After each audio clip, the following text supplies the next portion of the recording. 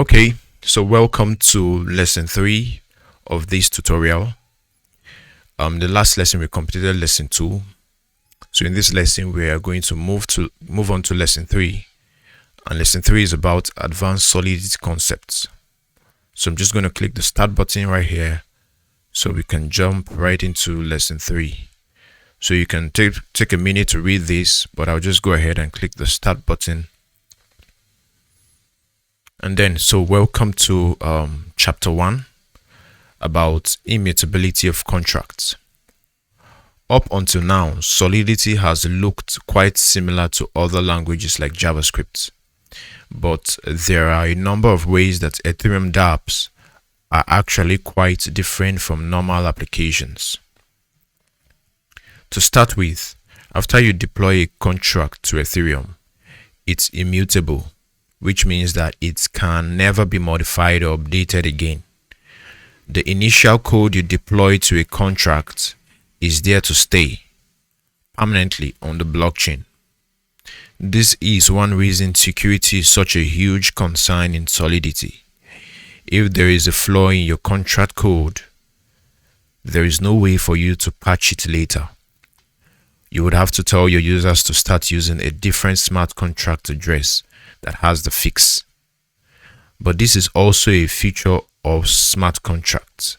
The code is law. If you read the code of a smart contract and verify it, you can be sure that every time you call a function, it's going to do exactly what the code says it will do. No one can later change the function and give you unexpected results.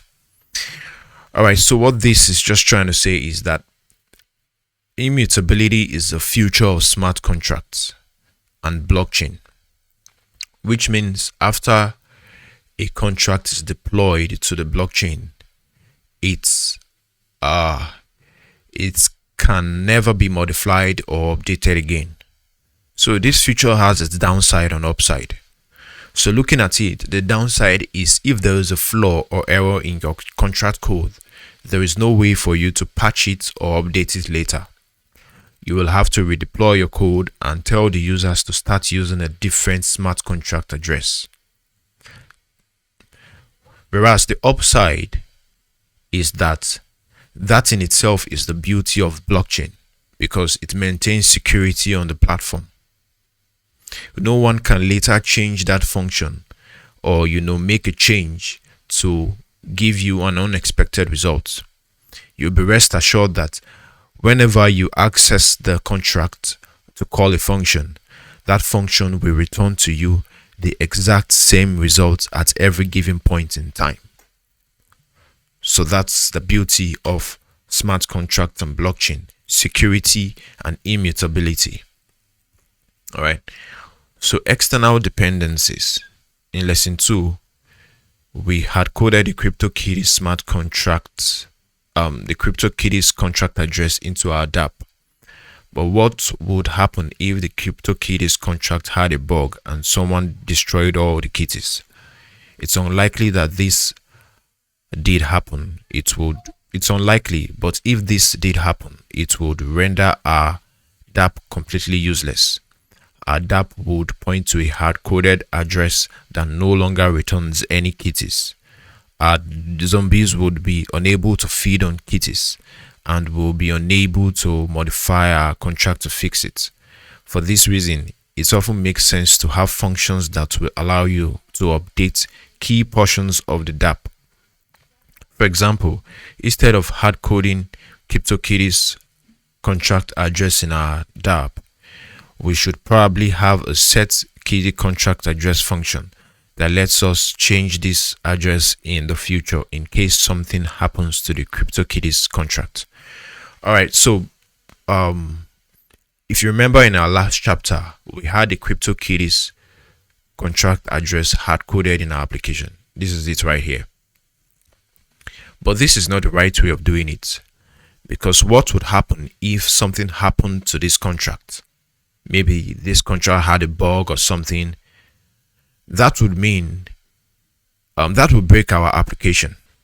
So instead of hard coding the CryptoKitties contract in our dApp, we should probably have a function that lets us change this address in the future in case something happens to the CryptoKitties smart contract, right?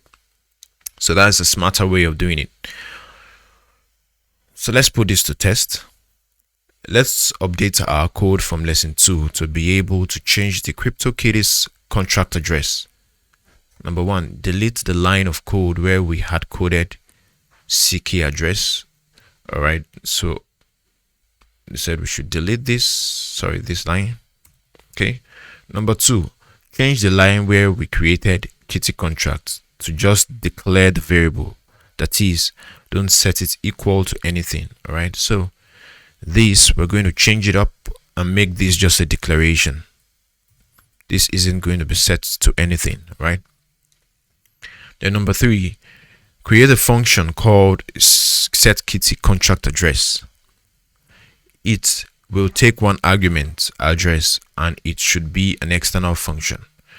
All right, so I'm just going to create a function right here called what? setKitty contract address. This function should take one argument and it's going to be of type address. Okay, called what? Address with an underscore, right? So over here they said it's going to be an external function. Okay, so we just have to mark this external. This time around it's external, not public, not private, but external, and not internal either. All right, so I would explain to you in a bit why this should be external. All right, so the fourth question says, inside the function, add one line of code that sets kitty contract equal to what? This. So I'm just going to copy this, right, and then I'm going to set kitty contract. Okay, that's this kitty contract above here. Kitty contract, set it equal to what? This.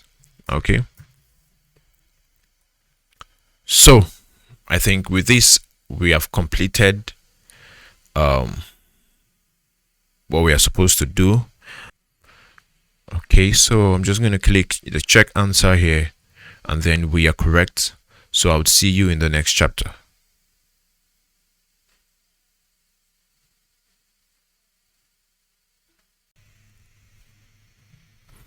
Okay, welcome to chapter 2 called Ownable Contracts. Did you spot the security hole in the previous chapter?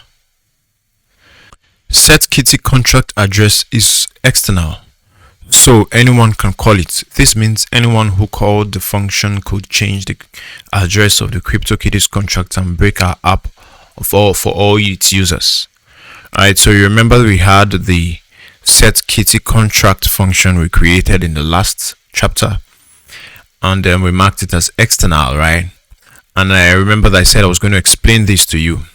So what the external visibility does is that it allows this function to only be called externally, right? So right now, the way it is, we cannot call this function within our code internally, and that's fine. That's what we want. But the downside is that this can be called by anyone with the way it is right now. And we don't want anyone to be able to call this function and just update the value of our kitty contract variable right here. We do not want that. We want it so that only us can call this function, right? So that's the problem with our application right now, and we want to fix that in this chapter. We do want the ability to update this address in our contract, but we don't want everyone to be able to update it, right? To handle these cases, one common practice that has emerged is to make contracts ownable, meaning they have an owner who has special privileges. Alright, so ownable is actually a practice that has been implemented in a library called OpenZempling. Right, so it's already a pre-written code that you can find in OpenZempling. Below is the ownable contract taken from OpenZempling. So OpenZempling Solidity library. So this is the ownable contract, and we're going to be implementing this in our code and using it on this function. Alright, So OpenZempling is a library of secure, community vetted smart contracts that you can use in your own dApps. After this lesson, we highly recommend you check out their site to further your learning. Alright, so you can go to OpenZempling's website. Just type in OpenZempling on Google and click the first option you see. Alright, so I think I'm just going to show you that. Let me backspace a little bit, and then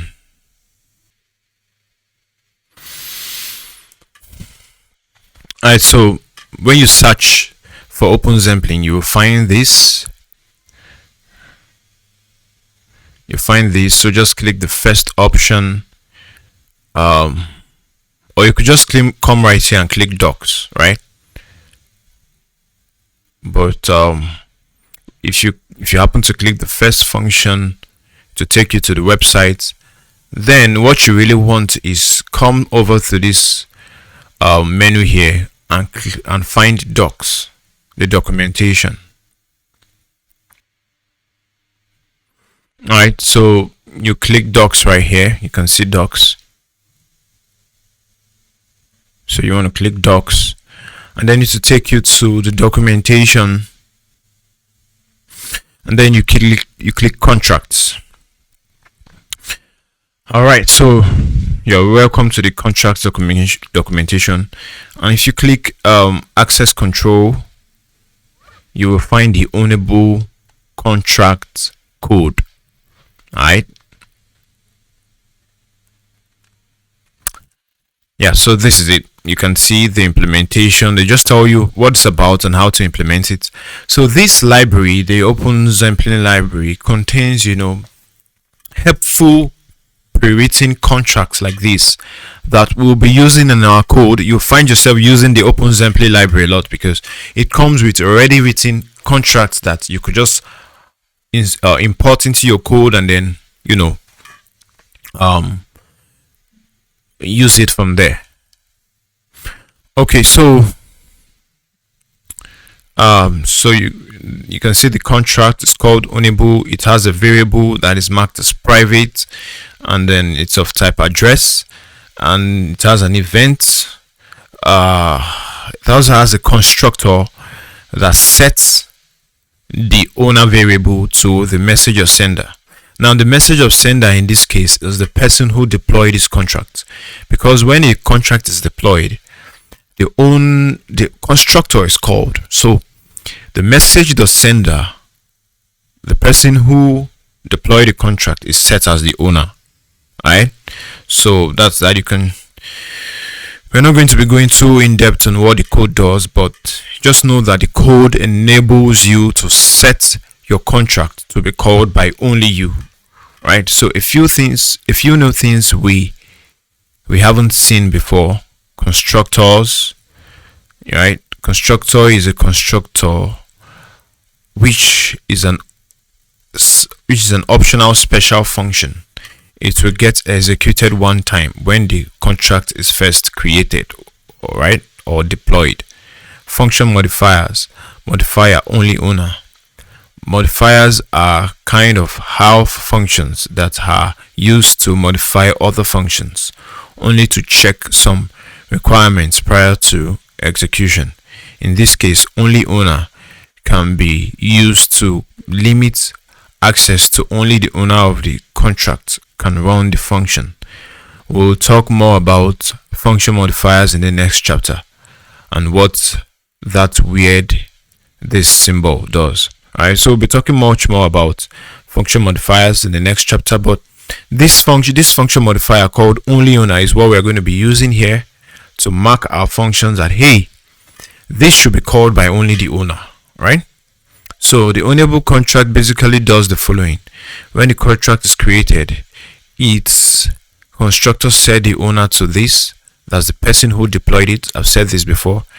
It adds an only owner modifier which can restrict access to certain function to only the owner. Yeah, it allows you to transfer the contract to new owner. Okay, so yeah, we'll be using only owner right here. So let's move on to put to test. We've gone ahead and copied the code of the ownable the ownable contract into a new file. All right, so they've copied this code for us into this new file. This is the ownable code from OpenZemplin. Let's go ahead and make our factory, zombie factory, inherit it. Modify our code to import the content of this. If you don't remember how to do this, take a look at zombie feeding. I also want to import the code into our zombie factory. I remember how to import code like this, right? So let's just copy this and use it in what we want to do here.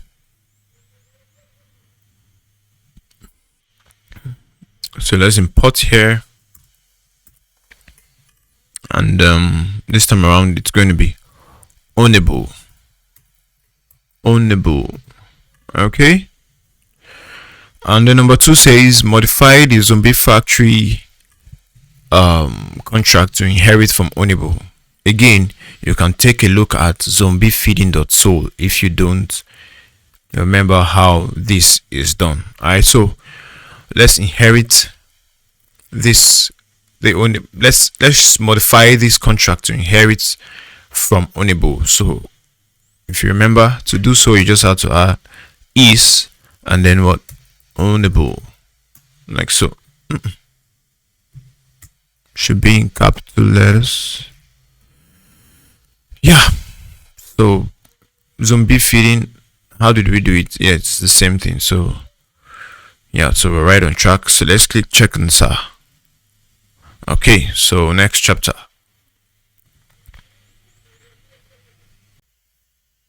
So welcome to chapter 3 called only owner function modifier.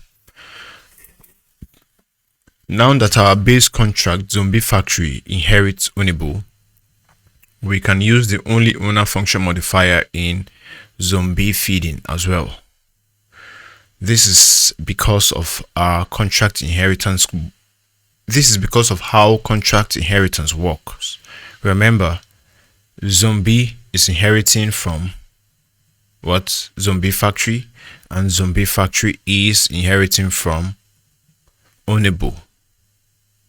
Thus, zombie feeding is also ownable and can access the function and event modifier from the ownable contract. This applies to any contract that inherits zombie feeding in the future as well. Alright, so zombie feeding also has access to the ownable contract because it is inheriting from a contract that inherits from it. I don't know if this is clear enough. Let me go over this again. Now you can see that zombie feeding is inheriting zombie factory, while zombie factory is inheriting ownable. But zombie feeding is also inheriting ownable because it is inheriting a contract that inherits ownable. Right? So whatever functions and functionalities that are within this ownable contract is also accessible to this contract. Function modifiers. A function modifier just looks like a function that uses the keyword modifier. Sorry, let me go over this again. A function modifier looks just like a function but uses the keyword modifier instead of the keyword function. And it can't be called directly like a function can. It can't be called directly like a function can. Instead, we can attach modifier's name at the end of a function definition to change that function's behavior. Let's take a closer look by examining only owner. Alright. So in my own words, I would call function modifiers. I would define function modifiers as helper functions you can create to enable you change the behavior of certain functions in your code, right? So only owner, which we're going to be using, is an example of a function modifier. So let's take a closer look at this is the only owner contract from OpenZemplin, right? So I think we want to take a closer look at what it does. Notice the only owner modifier on the renounce ownership function. Where's the renounce ownership function? You can see it right here. You can see the only owner modifier. Can you see that? And this is where the modifier was defined. You can see it. It's defined with a modifier keyword, but not with a function keyword. Okay, so when you call the renounce ownership, the code inside only owner executes first. Then when it hits this statement in only owner, it goes back and execute the code inside what? Renounce ownership. So let me explain this. When you call the renounce ownership function, so for example, if we call this function now, what happens is that it goes to this only owner modifier and runs the code inside there. It runs the code inside this only owner modifier, and then it requires that, okay, is this the owner calling this function? Is this the owner? If it is the owner, it moves to the next line. That's this statement, the underscore and what? The semicolon. So this statement simply says, okay, go back to the previous function and continue execution. So it goes back and continues the execution of this function. All right, so it executes what is within the function. But if, for example, when this only owner was called and this require statement did not pass, which means it isn't the owner calling this function, what happens? It breaks execution and it does not complete the execution of this renounce ownership. It doesn't go back to this renounce ownership function. Okay. All right. So while there are other ways you can use modifiers, one of the most common use cases is to add a quick require check before a function execution. All right. So just like we added a quick require check here. Right. So, but there are other ways the modifier can be used, but right here we are just using it to check if this is the owner calling the function. Okay. So, giving the owner special powers over the contracts like this is often necessary, but it could also be used maliciously. For example, the user could add a backdoor function that will allow him to transfer another person's zombie to himself. So it's important to remember that just because a dApp is on Ethereum does not automatically mean it's decentralized. You have to actually read the full source code to make sure it's free of special controls by the owner that you need to potentially worry about. There's a clear balance as a developer between maintaining control over a dApp such that you can fix potential bugs and building an ownerless platform that your users can trust to secure your data. So what they're just trying to say here is the fact that we've made this contract ownable that can only be called by the owner doesn't mean this cannot still be exploited, right? Because a backdoor function can be placed right here before this require statement, and then what happens? That function can be a very malicious function that takes or claims the ownership of another person's zombie. So they are just citing that. So let's put this to test. Now we can restrict access to this so that no one but us can modify it in the future. So we're just going to add the only owner modifier to this. So by adding this only owner modifier to our set kitty contract address function, we'll add it at the end here like this. Now what does this do? This makes it so that if someone else who is not the owner of this contract tries to call this function, it will throw an error, because it will first go to the only owner modifier which exists on these contracts and then check. Hey, it does a check. Is this the owner? If not, it stops execution. Then if this passes to true, it moves on to this line, and this line is simply saying, hey, go back to the previous function and continue execution. So it goes back here and then continues execution. and sets our address and updates our address, right? So that's how it works. So let's check answer and see if we're correct. Okay. I see you in the next chapter.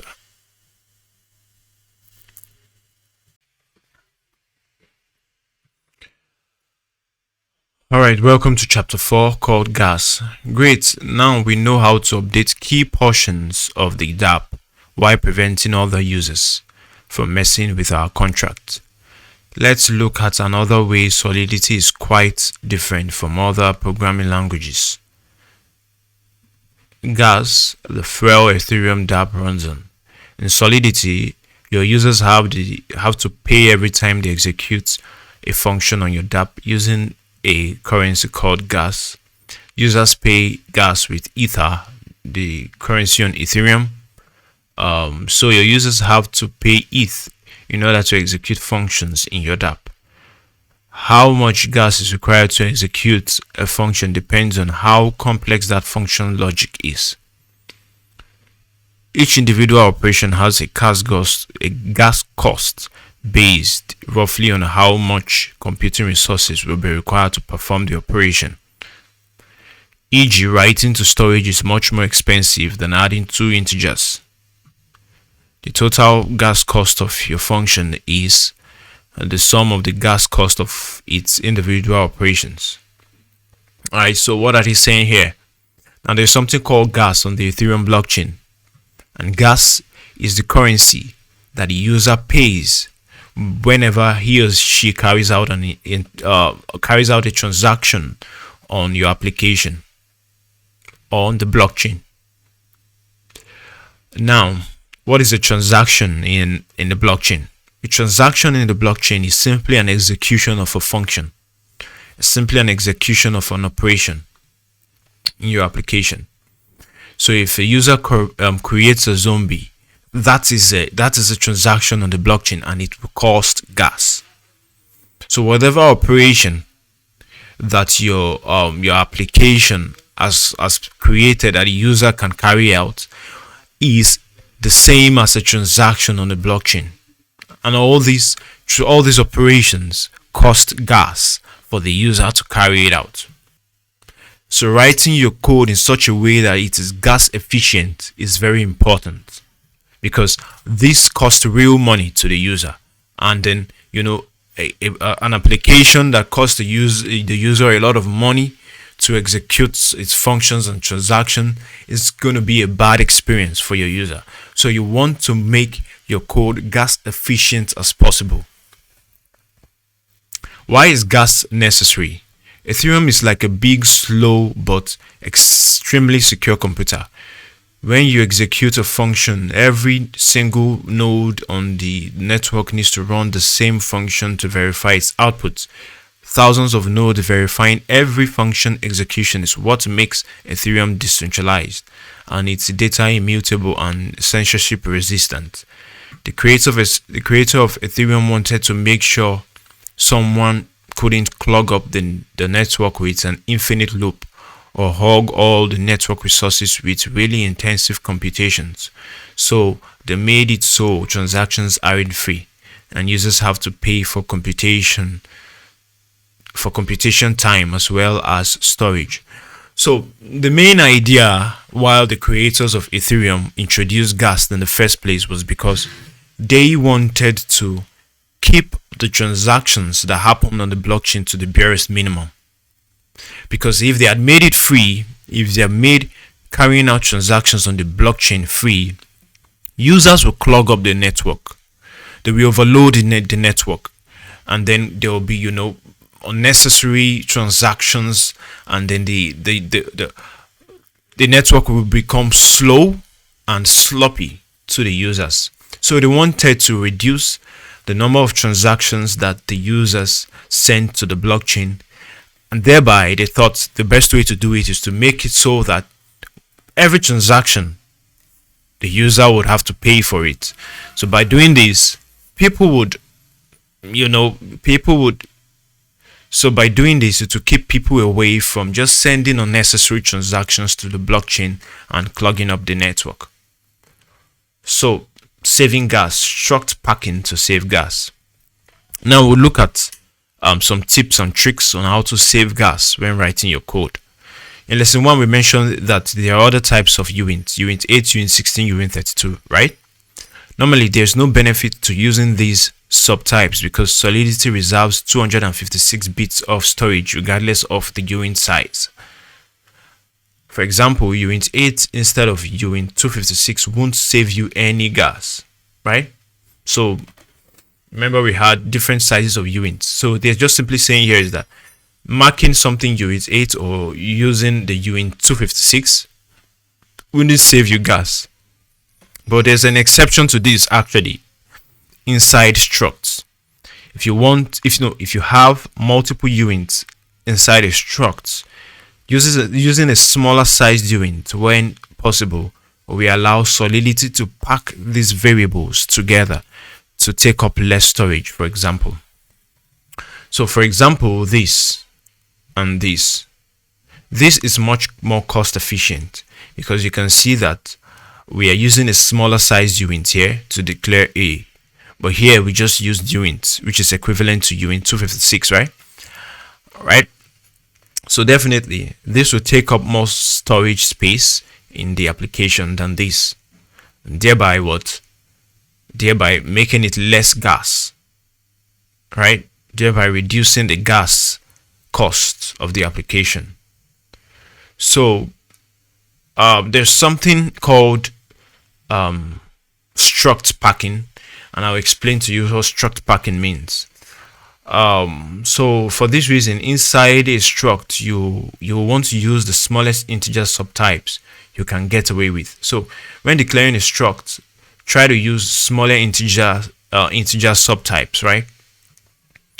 You also want to cluster identical data types together, that is, put them next to each other in the struct, so that Solidity can minimize the required storage space. For example, let me just explain this. So this is what struct packing is, basically. Okay, I copied this here initially. So this is what struct packing is, right? This is what struct packing looks like. Now you can see that we are declaring these two variables A and B that are of the same type, uint32, uint32. We are declaring them side by side. So try to declare variables within a struct that are of the same uint types side by side like this, because the compiler, while executing this code, packs this together, right? And thereby taking up lesser storage space. But if we declare the code like this, and we bring down the uint B here to the next line, no struct packing will work here because the Solidity compiler won't pack these two variables, even though they are of the same type. But because we didn't put it side by side, it won't pack it. So it's going to take up separate storage space, right? This will take up the full 256 storage space, while this will take up the full 256 storage space, and then this will take up the full 256 storage space. But if you put them side by side, Solidity will observe that, hey, these two variables are of the same type, uint32, and then it will perform a packing and reduce the storage space it occupies. So that's what struct packing means. So let's put this to test. In this lesson, we are going to add two new features to our zombie: level and ready time. The latter will be used to implement a cooldown timer to limit how often a zombie can feed. Let's jump back to Zombie Factory. Alright, so we're already in Zombie Factory. Add two properties to our zombie struct: level uint32 and ready timer also uint32. We want to pack these data types together, so let's put them at the end of the structs. Okay, so we want to add two more variables to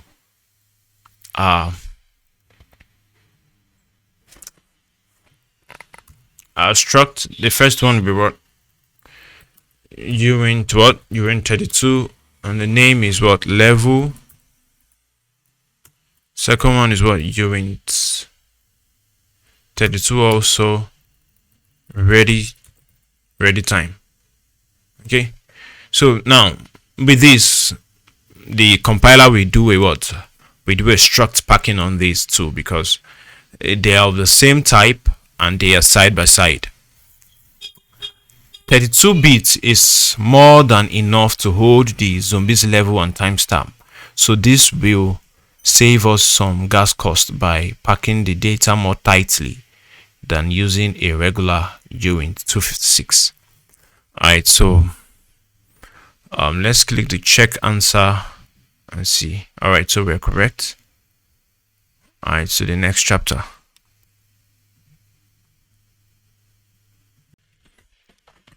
Okay, welcome to chapter 5, time units. The level property is pretty self-explanatory. Later on, when we create a battle system, the zombies who win more battles will level up over time and get access to more abilities. The ready time property requires a bit more explanation. The goal is to add a cooldown period, an amount of time a zombie has to wait after feeding or attacking before it's allowed to feed and attack again. Without this, the zombie could attack and multiply 1000 times per day, which could make the game way too easy. In order to keep track of how much time a zombie has to wait until it can attack again, we can use Solidity's time units, right? So remember in our last chapter, we added two more properties to our zombie struct, right? So we want to start in this chapter. We want to give values to these properties at creation, all right, so you're going to see that happen. So what are time units? Solidity provides some native units for dealing with time. The variable now will return the current timestamp of the latest block, the number of seconds that has passed since January 1st, 1970. The Unix time, as I write, is this. All right, so there's a variable called now in Solidity. It already exists in Solidity, and that variable just simply returns the current time of whatever at whatever given point in time you call it, right? So right now this is the timestamp. So note, Unix time is traditionally stored in a 32-bit number. This will lead to the year 2038 problem, when 32-bit Unix timestamp will overflow and break a lot of legacy systems. So if we want our DAP to keep running 20 years from now, we could use a 64-bit number instead. But our users would have to spend more gas to use our DAP in the meantime. So all these are just design decisions. So this noun variable actually returns, this noun variable is traditionally stored in a 32-bit number, but doing it this way would cause a problem called the year 2038 problem, when this number would get bigger than what the 32-bit can hold, right? So that's why we are going to be using a 64-bit uint, right, to hold this number, so that when the year 2038 comes and this number has gotten bigger, it won't overflow. It will give us an additional 20 years, right? So this also applies to every other variable in your code. You want to put this into consideration. If you know that a variable is going to change constantly, maybe grow bigger, right? You actually want to check if it is going to grow bigger than whatever size of uint you are using to declare it. All right, because if you don't do so, it's going to break your code in the future. Okay, so take note of that. Solidity also contains the timestamp, contains the time units: seconds, minutes, hours, days, weeks, and year. this will convert to units of the number of seconds in that length of time. So 1 minute is 60, 1 hour is 3,600 seconds, 1 day is 6,400 seconds, etc. Here's an example of how these time units can be useful. All right, so we have an example here, and you see this is a function that sets the last updated variable to now, and this is the last updated variable that was just declared above. It sets it to now, so it sets it to the current time, right? Now this is another function that will return true if 5 minutes have passed since this was called, as this variable was called, and it will return false if 5 minutes has not passed since this variable was called. So you can see here the function is checking, right? It says return if 5 minutes has passed and this evaluates to true, it is going to return true. But if this does not evaluate to true, which means 5 minutes has not passed, then it will return false, right? So you can see how we are checking it here. It's simply asking, is now greater than the last updated time, which we set to now, right? So is now greater than now plus 5 minutes. If now is greater than now plus 5 minutes, it means 5 minutes has passed, right? But if not, then it means 5 minutes has not passed. So we're going to return false. So that's just a checker function. We can use these time units for our zombie cooldown feature. Okay. So let's put this to test. Let's add a cooldown time to our DApp and make it so zombies have to wait 1 day after attacking or feeding to attack again. So number one, declare a unit called cooldown time. I'm going to just copy this right now and set it equal to 1 day. Forgive the poor grammar. If you set it to 1 day, it won't comply. So you have to add the S to the end because that's what Solidity understands. Okay, so let's create a variable here called what? Cooldown time. Paste this and set it equal to what? 1 day. Okay. So number two says, since we added a level and ready time to our zombie struct in the previous chapter, remember we added these two variables, these two properties. All right, we need to update create zombie function to use the correct numbers of arguments when we create a new zombie struct. So you see, this is our create zombie function. Now you see that this is only taking in two parameters now, name and DNA, and we are using name and DNA when creating our zombie here, right, and pushing it into the zombies array. But now we have additional two properties that we need to take into consideration. Okay, all right, so we need to add more parameters into this function to account for level and ready time. Okay, so we're going to update the zombies.push line of code to add two more arguments, the the level, and this for ready time. Okay, so for level we are going to make it 1. All right, so let's update it right here. 1, that's for level, right? And then for ready time, this would be the value.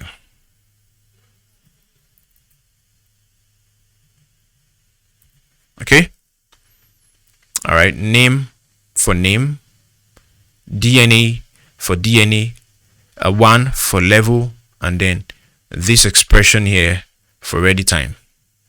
Now note, why are we using uint 32 plus the brackets?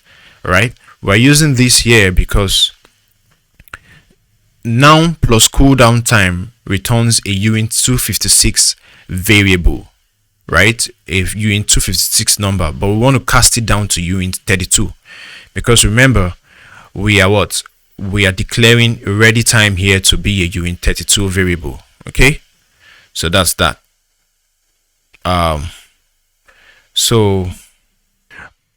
What is now plus cooldown time? Remember, now is the current time, plus cooldown time is what? 1 day, which is equal to 24 hours.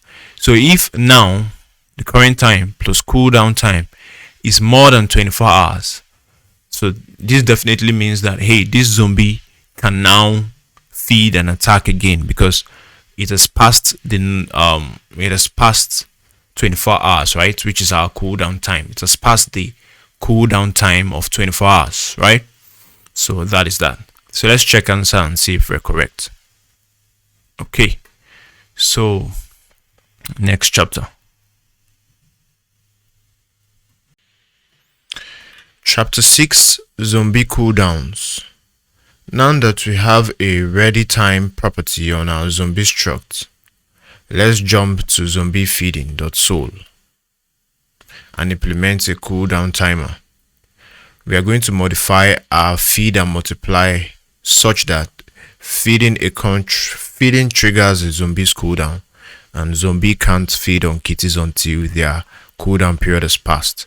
This will make it so zombies can't just feed on unlimited kitties and multiply all day. In the future, when we add battle functionality, we'll make it so attacking other zombies also relies on this cooldown, right? So right now we want to modify our feed and multiply function, right, to make it so that after a zombie feeds, the countdown for the cooldown starts, right? And the zombie cannot feed again until the countdown is over, right? Okay, so that's how it's going to be. First, we are going to define some helper functions that lets us set and check a zombie's ready time. Okay. So a zombie's ready time is simply the time property that exists on each zombie that suggests whether the zombie is ready to feed or not, right? So passing struct as argument, you can pass a storage pointer to a struct as an argument to a private or internal function. This is useful, for example, for passing around our zombie struct between functions. The syntax looks like this, right? So you see the syntax, and the zombie is passed in as an argument, but with a storage keyword, right? So in this case, the zombie is passed in by reference, and that means that whatever is done with this zombie in here, it reflects on the initial zombie, the initial variable, right? But you know, when we have something like this, for example, let me show you this. Now you remember we used to pass in strings like this, right? Where we have the memory keyword here. So in this case, it is passed in by copy, right? And so whatever we do with species inside this function, all right, is just within this function. It doesn't change the value of species if species was declared outside this function, right? That's what it means to pass in by value.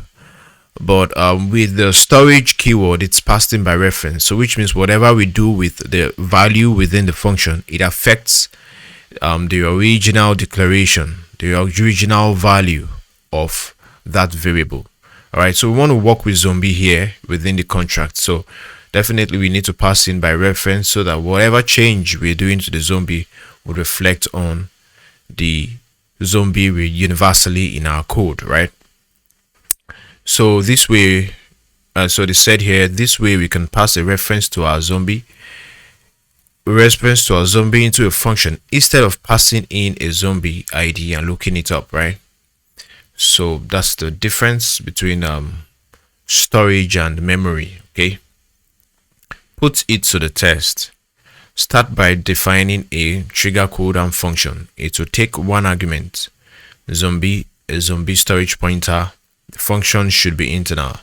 Alright, so I will just copy this right here and then declare a function called what? Called trigger cooldown. Okay, and it said it should take in what? One argument. It will be of type what? Zombie. And then storage. Sorry. And then name of the argument is zombie.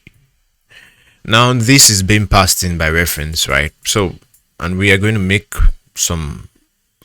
do some changes within this function, and this change will reflect on the zombie universally in our code, right? So it should be an internal function, don't forget, internal function. And yeah, that's that for that. Number 2 says the function should set zombie the ready time to this. All right, so just copy this on the body of the function, right? Just set this to this.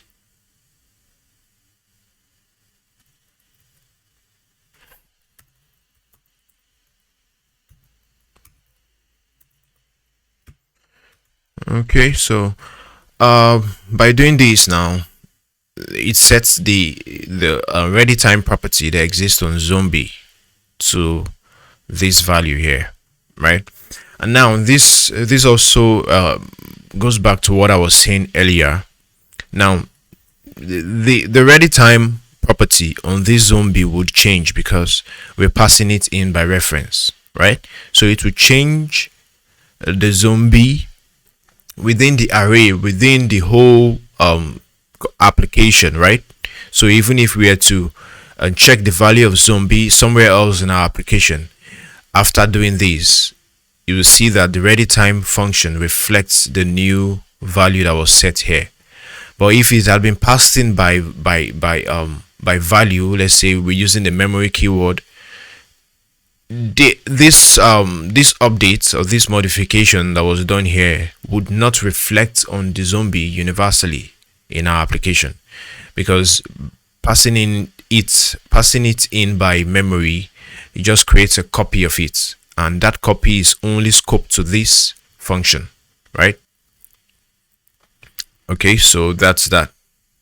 Number 3, next, create a function called isReady. This function will also take a zombie storage argument named zombie. It's an internal function and returns a bool. Okay, we'll just create a function called what?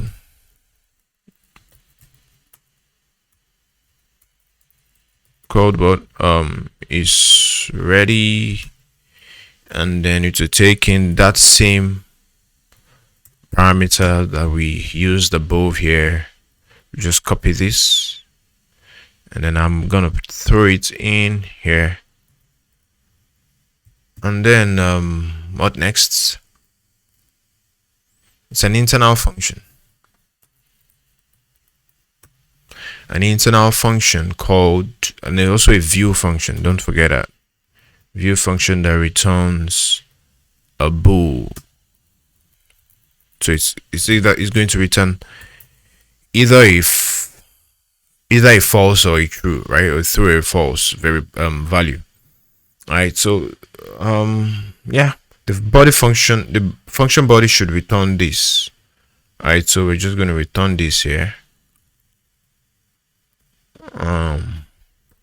Return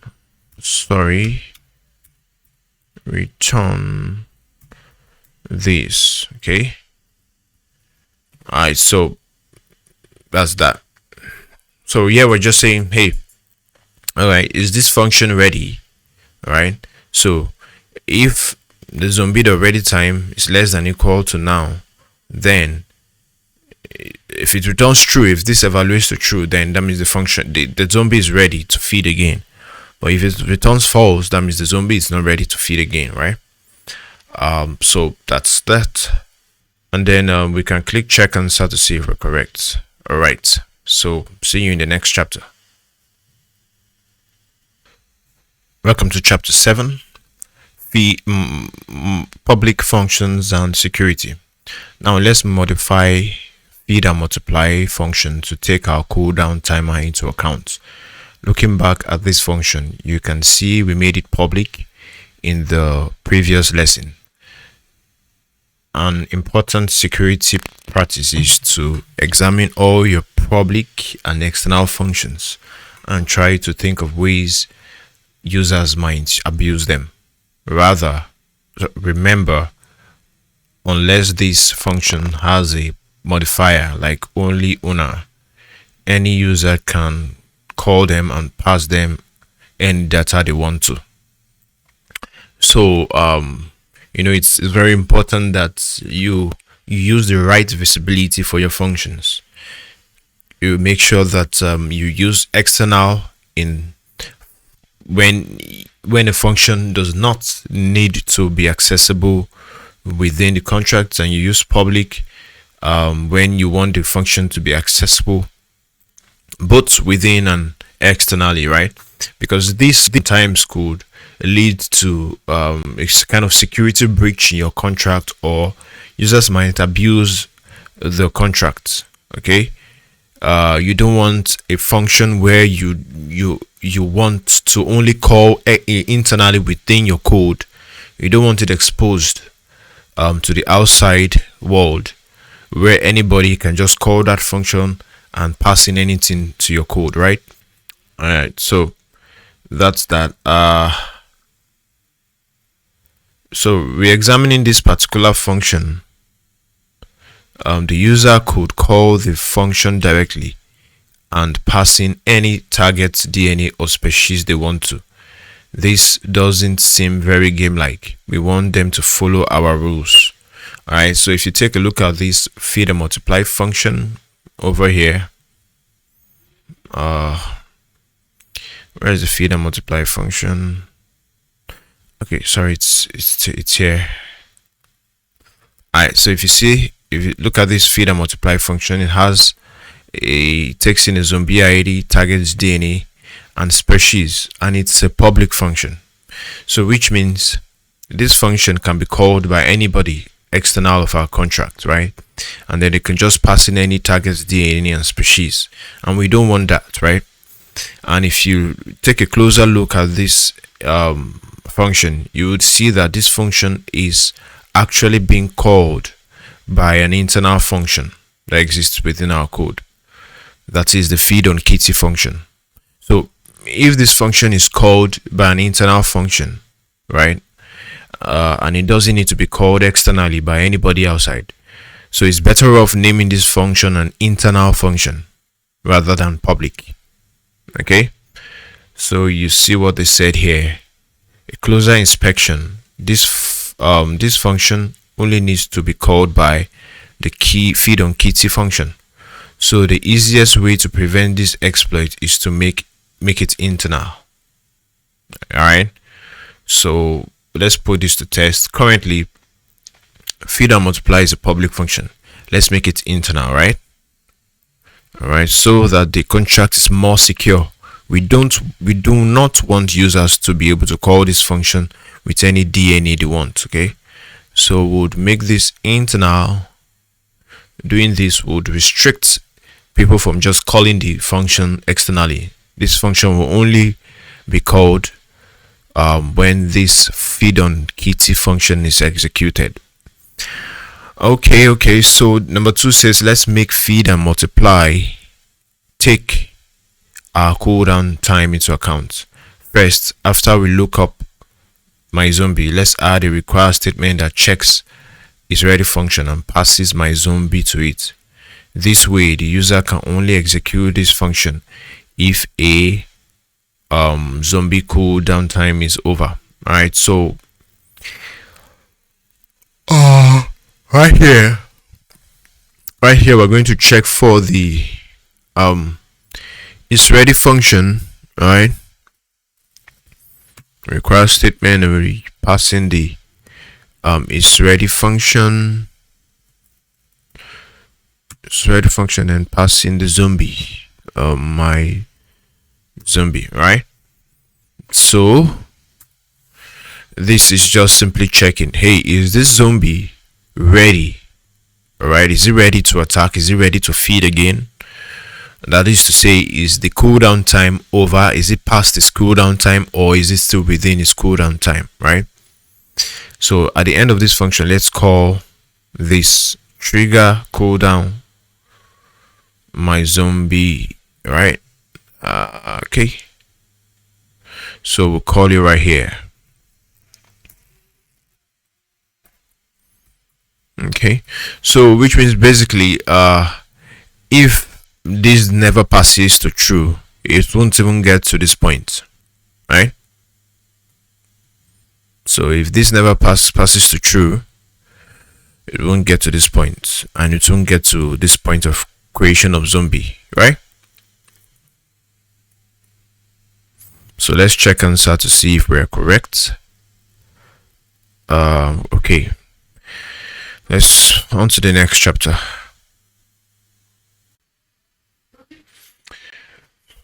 Chapter 8, more on function modifiers. Great, our zombie now has a functional cooldown timer. Okay. Note, we are going to add some additional helper methods. We created a new file for you called zombiehelper.so, which imports zombiefeeding.so. You see, they've created a new file, a new contract for us. This would help us to keep our code organized. Let's make it so zombies gain special abilities after reaching a certain level. But in order to do that, first we need to learn a little bit more about function modifiers. Okay, so we want to give our zombies a certain special ability once they reach a certain level. You remember that each of our zombies now have a property called level, right? All right, so that's what we want to be working with. Okay, previously we looked at some simple example of only owner, right? But function modifiers can also take in arguments. Okay, you remember when we worked with the only owner modifier, which we got from the ownable contract from OpenZempling, right? But now we want to create a self-made modifier, and this modifier will take in arguments. The only owner modifier we used did not take in arguments, right? You can see that we only just called the modifier on the function. So there's an example of a modifier that takes in arguments. You see, this is a modifier called other than, and it takes in arguments, age and user ID. So above here we have a mapping that stores the user's age, right? There's a mapping of, I think, the user ID to their age, right? So so this modifier simply checks, is this user's age greater than equal to the specified age, right? And if yes, it moves on to the caller function and continues the execution. So for a better understanding, let's look at this function here. Must be older than 16 to drive a car in the US at least. We can call the older than modifier with arguments like so, right? So this is a drive car function, and it's calling this older than modifier and passing in two arguments, 16. So age here will be 16, while the user ID will be whatever we pass in as the user ID. So before this function is executed, before the body of this function is executed, it goes to the modifier and checks, is this user greater than age 16, right? Is this user greater than age 16? Is this user's age greater than age 16? So if yes, it comes to this line, and then this line simply means this line simply means go to the caller function and continue the execution. So it goes back to the drive car function and executes the body. But if this does not evaluate to true, that is, if it evaluates to false, it will break execution and stop right here. Okay, so you can see here that the older than modifier takes argument just like function, just like a function does, and the drive car function passes its arguments to the modifier. All right, you can see here it takes in arguments just like a function, right? So let's try making our own modifier that uses the zombies level property to restrict access to special abilities. Put it to the test. Now we want to number one says in zombie helper, create a modifier called above level. It takes into argument level, which is a uint, and zombie ID, which is also a uint. So what I'm just going to do is to copy the declaration here and modify it to suit our own code, right? So our own the name of our modifier is above level, so I'll change this to above level, and then it takes in two parameters: level, change this to level. The second one is zombie ID. I'll change it to zombie ID. Okay, right? So, and that's that. And then the body should check to make sure this the level of the zombie is greater than or equal to level. So right here we use the require statement. Remember, require that that this is greater than or equal to what level.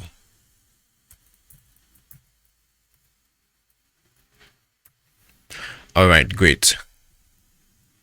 So then remember, we need to put the last statement here that tells it, okay, go back to the caller function and execute the body and continue execution. So remember to add the last line, which is this. All right, so I think that's that. Let's click on check answer to see if we are correct.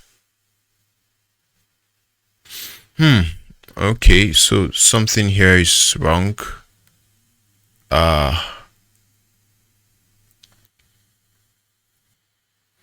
Something is wrong with this line. Greater than or equal to. All right, so this is how I'm supposed to write it. I'm sorry.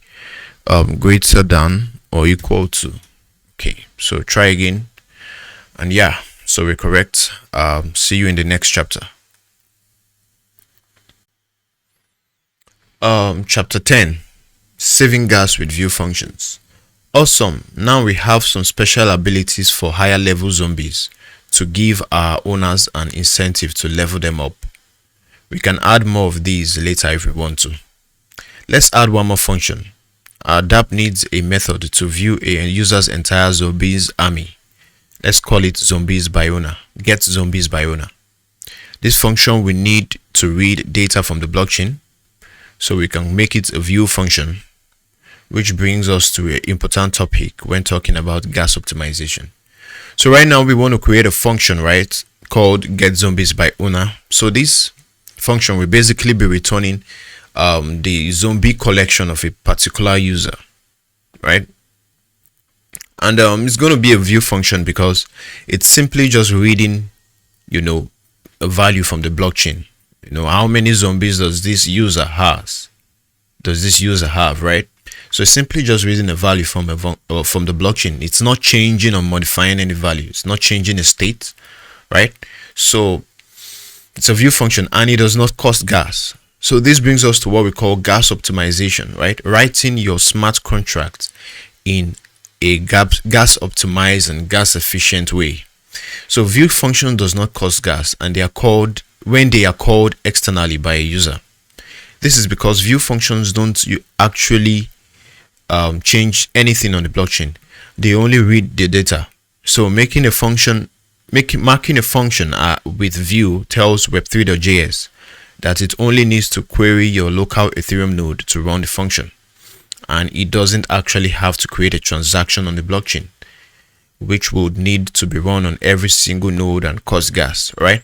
So view functions are not seen as transaction on the blockchain because they do not change states or they do not change the value of any variable or entity. So that's why they do not cost gas. Only functions that are seen as transaction that cost gas. Sorry, let me go over that again. It's only functions that are seen as a transaction on the blockchain that cost gas.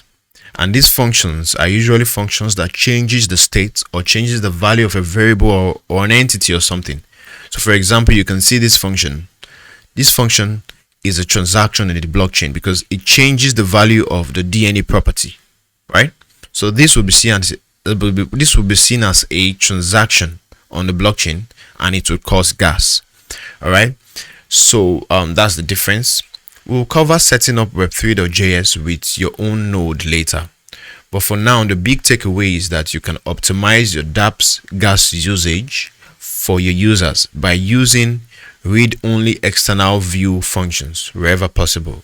So getting into the habits of marking your functions with external view would make your code much more gas efficient.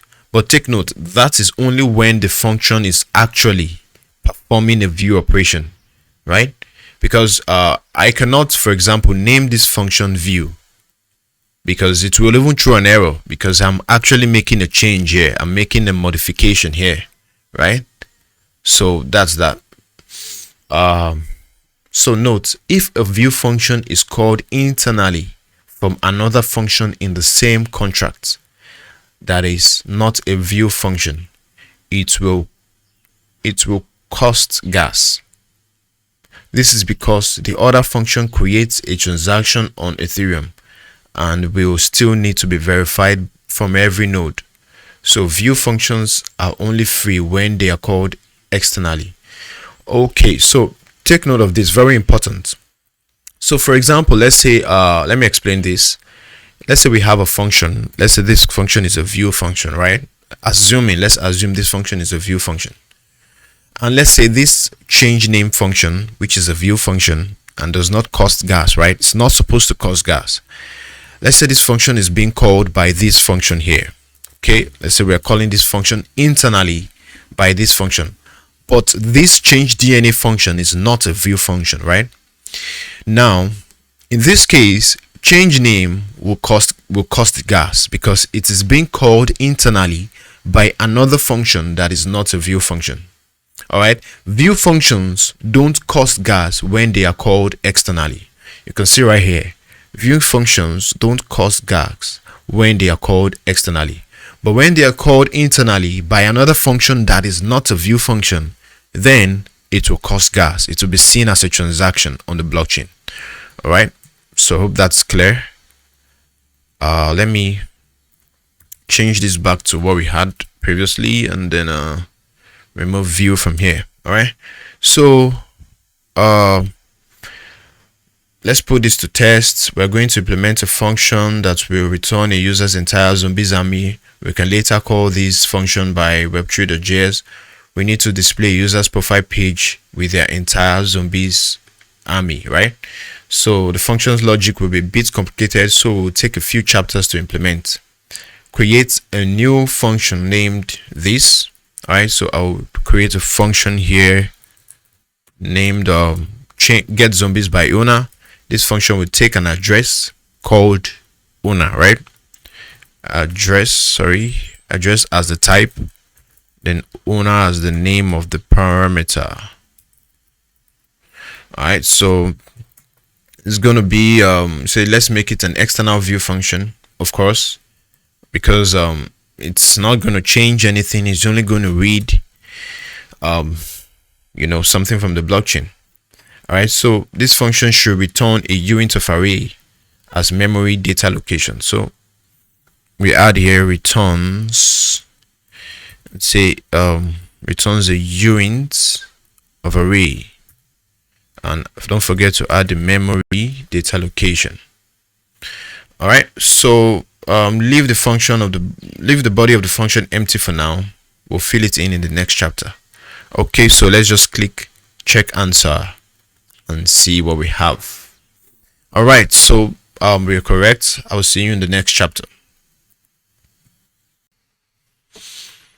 Okay, chapter 11. Storage is expensive. One of the more expensive operations in Solidity is using storage, particularly writes. This is because every time you write or change a piece of data, it's written permanently to the blockchain forever. Thousands of nodes across the world need to store that data on their hard drives, and this amount of data keeps growing over time as the blockchain grows. So there is a cost to doing that. In order to keep costs down, you want to avoid writing data to storage except when absolutely necessary. Sometimes this involves seemingly inefficient programming logic, like rebuilding an array in memory every time a function is called, instead of simply saving that array in a variable for lookups. So what this is just simply trying to say is that Storage is expensive in Solidity. Remember, we have two types of data location, storage and memory, right? But storage is expensive, and this is because anything stored in storage is written permanently to the blockchain, and each time you make a change to that data in the blockchain, the thousands of nodes on the blockchain need to update that data on their system. So that's an intensive task, and it will cost much gas and thereby costing the user more money. So many times it's much more cost efficient to store data in memory, that is temporary storage, rather than the permanent storage, which is storage, right? For instance, if we have an array, it's much more better to rebuild that array in memory every time we want to use it, instead of storing it in a variable. This might be counterintuitive, right? You might say, hey, why do we need to rebuild this array every time we want to use it? Why can't we just store it in a variable and look it up whenever we need it? Yes, that could be the best way of doing it in a traditional web programming language like JavaScript. But in Solidity, when dealing with Solidity and smart contracts, doing it that way will cost more, right? So it's best we store it in memory, and each time we need it, we rebuild it and use it. Alright, so it says, in most programming languages, looping over a large data set is expensive. But in Solidity, this is way cheaper than using storage. So instead of us saving that large data set in storage, we could just loop over it every time we need it, right? Alright. So we'll go over for loops in the next chapter, but first, let's go over how to declare arrays in memory. Declaring arrays in memory. You can use the memory keyword with arrays to create a new array inside a function without needing to write anything to storage. The array will only exist until the end of the function call, and this is a lot cheaper gas-wise than updating an array in storage. Free if it's a view function called externally. Here's how to declare an array in memory. So here we have an array, right? And it's an external pure function. So here instantiate a new array in memory with a length of 3. So on this line, we are creating an array in memory called values, and we are creating an instance, an array of uint with the length set to 3, right? And so here we are just inputting some values to it, and then we're returning the value. Now this is a trivial example just to show you the syntax, but in the next chapter we will look at combining this with for loops for real use cases. So one thing to note is that this array that was created in memory, it's only scoped to this function. So once this function calls end, this array you created is wiped from memory, right? So that's why it's a lot cheaper. It's wiped from memory, and once we need it again, once we need this array again, we just call this function, and this array will be rebuilt in memory again, and then we can use it again, right? So that's that. One thing to note, memory arrays must be created with a length argument. So you must always specify a length whenever creating a memory array. They currently cannot be resized like storage arrays can with the array.push. So you cannot really use the array.push function on memory arrays. So you cannot add items automatically to them and insert items and increase the length of the array. Although this may be changed in a future version of Solidity. So this course was created a long time ago, and as at the creation of this course, the Solidity version was this, right? So but still, I do not think this feature has been added even till date. All right, so just something to note. Let's put to test. In our getZombie by owner function, we want to return a uint, an array of uint with all the zombies a particular user owns. Number one, declare an array of uint in memory variable called results. So I'm just going to start right here. It's going to be an array of uint variable, and it's stored in memory, right, called result. Okay, number 1, right? Number 2 says set it equal to a new uint array. The length of the array should be how many zombies this owner owns, which we can look up from our mapping with this, right? With this. So I said we should set it to a new uint array, just like we did here, right? So we use the new keyword, uint array, and we need to specify the length, and the length will be what?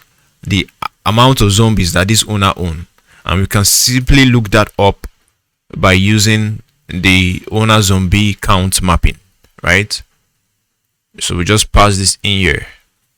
I need to remove this period sign there. So yeah, that's that. At the end of the function call, at the end of the function return results, it's just an empty array right now, but in the next chapter we'll fill it in. All right, so we just return result here. So I think that's that. Let's click check answer to see if we're correct. All right, voila. So see you in the next chapter. Chapter 12, for loops. In the previous chapter, we mentioned that sometimes you will want to use a for loop to build the content of an array in a function rather than simply saving the array to storage, right? Because it's much more gas efficient for us to build the content of an array each time we need it rather than storing it in a variable, because that will occupy much more storage and thereby increasing the cost in gas, right? Let's look at why. For our get zombies by owner function, that's this function we created in the last chapter, a naive implementation would be to store a mapping of owners to a zombies army in the zombies factory contract. Remember that the purpose of this function we created was to return an array or a collection of the zombies that is owned by a particular owner, right? So you might think, all right, so why don't we just create a mapping called owners to zombie, and this mapping will be a mapping of owners to an array that contains the zombies that they own, right? Yes, this seems pretty straightforward, because what we just need to do in our function, in our get zombies by owner function, will just be, hey, return the collection that is owned by this owner, right? We'll just access this mapping and then return, pass in the owner, which is in this case the address. So pass in the address and then need to return the array that contains the collection of zombies that is owned by that particular owner. And this looks pretty straightforward, and it looks like something that will be easy to implement. Why don't we just do this? But the truth is, there's a problem with this approach. This approach is tempting for its simplicity, but let's look at what happens if we later add a function to transfer a zombie from one owner to another, which we'll definitely want to add in the later lesson. All right, that transfer function will need to do all of this. Now push the zombie to the new owner's array, right? Because yeah, when you transfer a zombie from one owner to another, you will need to push that zombie to the receiving owner's array, right? And after doing that, you will need to remove the zombie from the old owner's array. That's 2. Number 3, you will need to shift every zombie in the older's owner array one place up to fill the hole, right? Because yeah, when you remove an item from an array, it leaves a hole in that array. So you will need to shift the other items up in order to fill in that hole. All right. And then number 4, reduce the array length by 1, right? When you transfer a zombie, the array length has been reduced by 1, so you need to update the array length. Now this is a lot going on in a transfer function, right? So this looks like the transfer function will be extremely gas expensive. And what if it is a large array? What if an owner has a large array or a large collection of zombies? This would be extremely gas expensive. So this is why this method of using the mapping is not advisable. Let's read what they have to say here. It says step 3 would be extremely gas expensive. That's this step. Since we will have to do a write for every zombie whose position we shifted. If an owner has 20 zombies and trades away the first one, we will have to do 19 writes to maintain the order of the array. Since writing to storage is one of the most expensive operations in Solidity, every call to these transfer functions would be extremely expensive gas-wise, and worse, it would cost a different amount of gas each time we call it, or each time it's called, depending on how many zombies the user has in their army and the index of the zombie being traded. So the user wouldn't know how much gas to send, right? The gas will even vary from time to time because it depends on the array length of that user, right? So note, of course, we could just move the last zombie in the array to fill the missing spot and reduce the length of the array by 1. But then we would change the ordering of our zombies army every time we make a trade, and which we don't want to do, right? Since view function don't cost gas when called externally, we can simply use a for loop in getZombiesMyOwner function to iterate the entire zombies array and build an army of the zombies that belong to this specific owner. Then our transfer function will be much cheaper since we don't need to reorder any arrays in the storage, and somewhat counterintuitively this approach is cheaper overall, right? So it's just easy for us to use a for loop and build an array of the zombies that belong to that specific owner, right? Instead of us, moving things around and then trying to change the position and updating, right? That's going to be, intensive, right? So using for loops. The syntax for for loops in Solidity is similar to JavaScript. Let's look at an example here. We want to make an array of even numbers. So here we have a function called getEvens. It's a pure external function, right? And here we are declaring an array called evens in memory. It's of length 5. So here we are declaring a variable to keep track of the index in the new array, right? So there's a for loop to iterate 1 through 10 with a for loop, right? So we're going to iterate from 1 to 10, and then what we're simply doing here is we're looking. So this for loop contains an if function. It's checking to see, all right, is this if I is even, right? And this is simply saying if after dividing I by 2 and it does not return a remainder, that means I is even. Okay, and so if I is even, it adds it to the array by doing this, and then it increments counter to the next empty index in evens. So this function will simply pick the even numbers between 1 and 10, right? Between 1 and 10, and then it will return the array of those numbers, and this value will look like something like this, right? 2, 4, 6, 8, 10. And in real sense, this is actually the even numbers between 1 and 10, right? So that's what this function is doing here. So put it to test. Let's finish our getZombiesByOwner function by writing a for loop that iterates through all the zombies in our DApp, compares their owner to see if we have a match, and pushes them to our results array before returning it. So we want to use the for loop now. We want to create a for loop that will return to us the zombies that belongs to a particular owner. So we'll just loop through all the zombies in our application, and then if we see a match, an owner match, right? If a zombie matches the owner we are looking for, then it will save that zombie in a new array, and then that would be how we would get all the zombies for that particular owner. So number one, declare a uint called counter and set it equal to 0. We'll use this variable to keep track of the index in our result array. Okay, so let's start here. They said we should start here, so we will create a variable called counter, right, and set it equal to what, 0.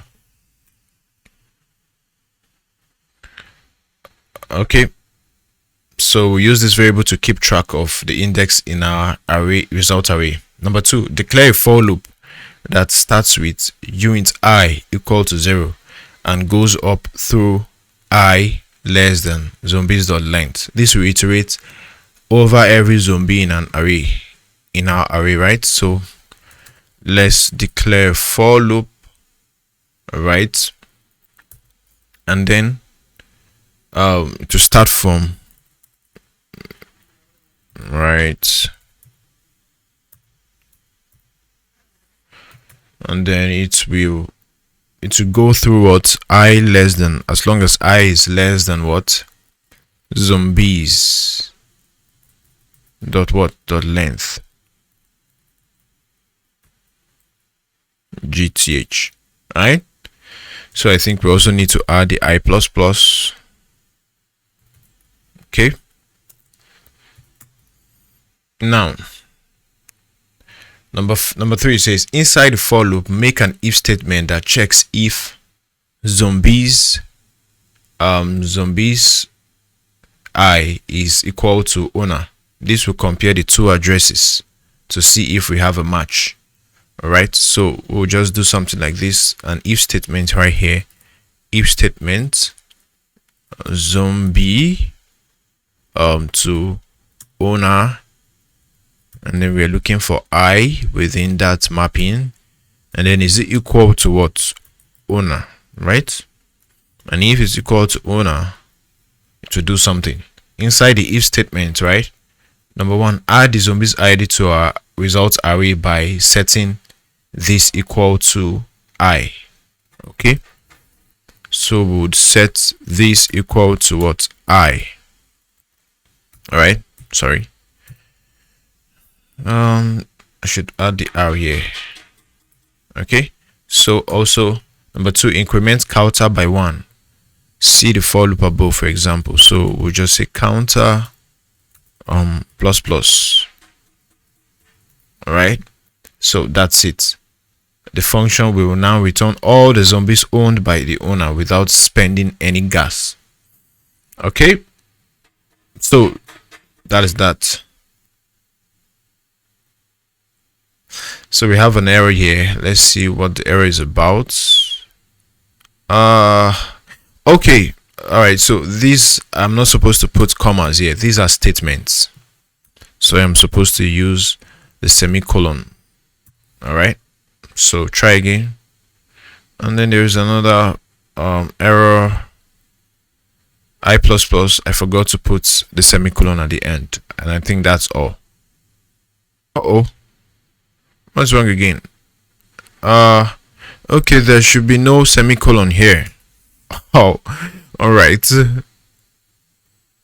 Great. All right, so that was tough, right? So we'll see in the next chapter.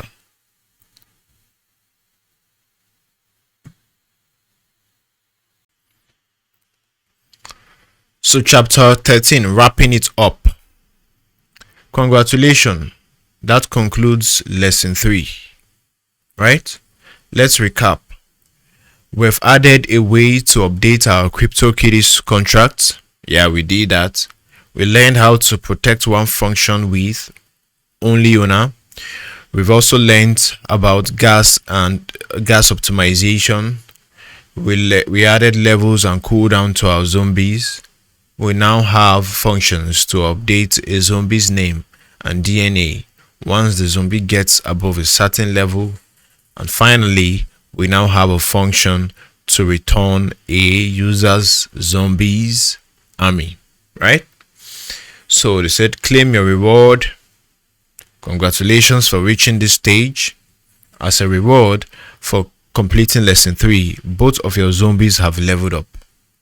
And now that no name, the kitty zombie you created in lesson 2, is upgraded to level 2. You can call change name to give him or her a new name. No name is no more. So you remember that zombie we created in the previous lesson 2, where we gave it a name of no name. Alright, so we can now call this function, change name function, to what? Give it a new name right here. Go ahead and give no name a name, then proceed to the next chapter to complete the next thing. So what would you like to name your zombie? Give it any name you like. So I'll just give mine